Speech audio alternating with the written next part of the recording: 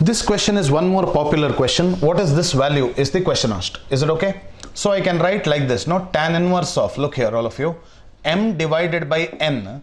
Here also what I'll do in this particular term, I will divide by n on both numerator and denominator. Is it okay? Divide by n on both numerator and denominator. Is it okay? So I can write here like this, no? Tan inverse of m divided by n minus 1 divided by m divided by n plus 1. So I can write like this, tan inverse of m divided by n minus of tan inverse of, we'll write like this, m divided by n minus 1 divided by 1 plus m divided by n. 1 plus m divided by n.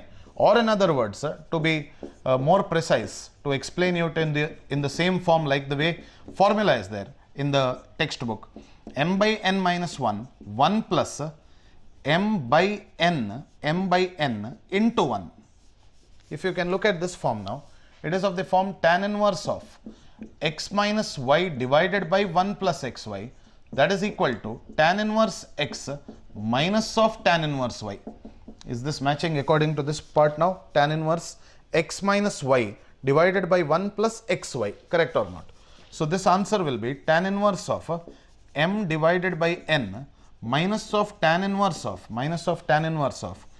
m divided by n, I'll put one bracket here, minus of tan inverse of 1. Is it right? Tan inverse of 1. So this answer will be tan inverse of m divided by n minus of tan inverse of m divided by n plus tan inverse of 1.